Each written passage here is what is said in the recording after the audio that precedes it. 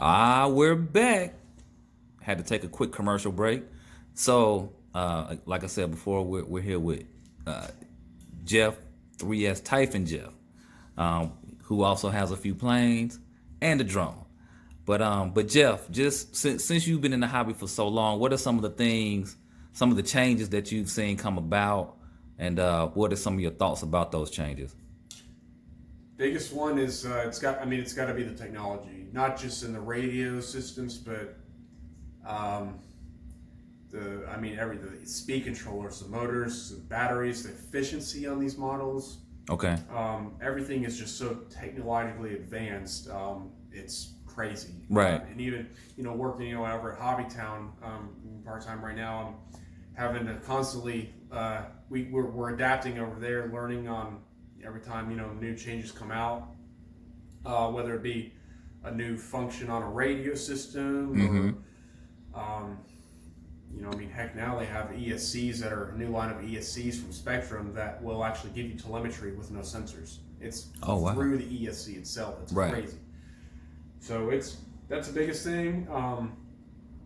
And as far as durability, planes have always been pretty much, you gotta be light. So they've been either styrofoam or balsa or both. Okay. Not too many changes there. Cars,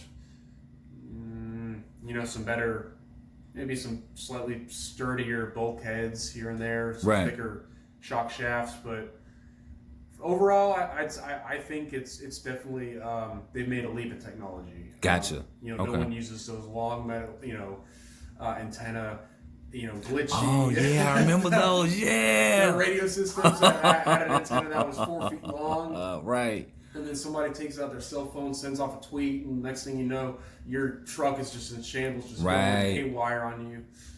Or you just had two channels.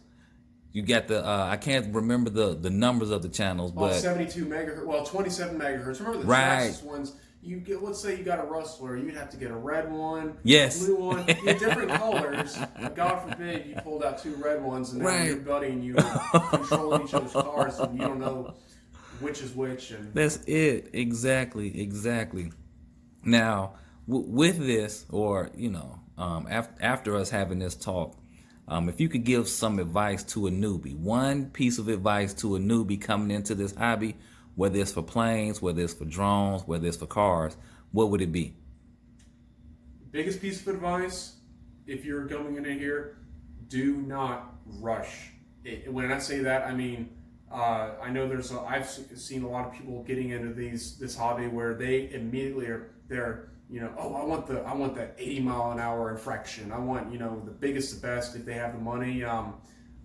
It's not always. I'd say definitely just realize that this stuff can be very dangerous. And if you're new, it's everybody's got to start somewhere. But I'd say to definitely take your time getting into it. I speak from personal experience.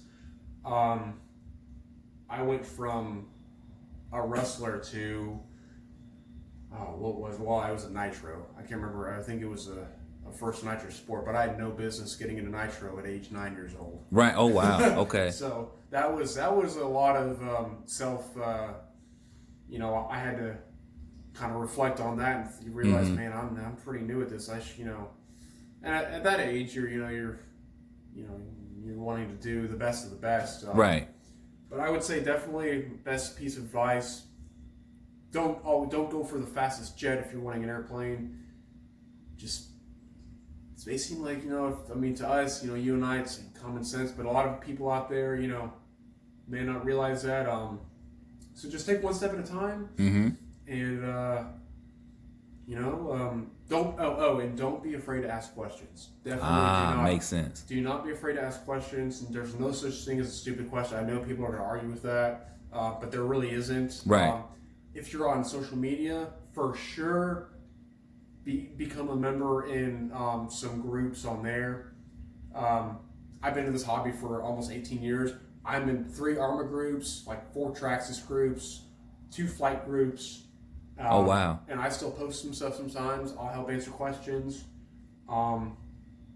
and make friends in a hobby. Right. You know, then you got buddies to do this with, so that it's not boring. You know, Right. Yeah. get more people into it. The hobby really is just a big way.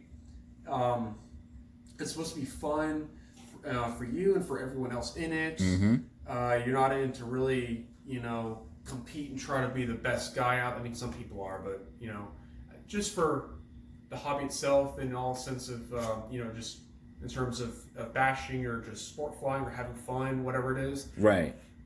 You know, it's good to just make friends, ask questions, get knowledge. I'm still learning things to this day.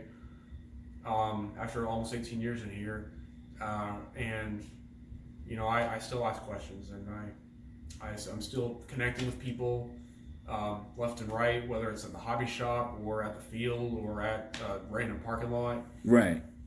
You know, so. Okay. All right. Well, cool. I definitely appreciate your time today. Sure. And you know, we'll definitely talk again sometime soon. And if we don't, we'll definitely run cars again. So that'll be good. Oh, yeah. We love that. We'll definitely, you know, and sometime, you know, when it's light outside and not raining or snow. Well, actually, Right. a snow video might actually be kind of fun. I ain't gonna lie. That's true. That is true. We Right. got winter coming up in a couple months, so Yes, indeed. we'll see about that. So, all right, YouTube, we appreciate your time. Thanks.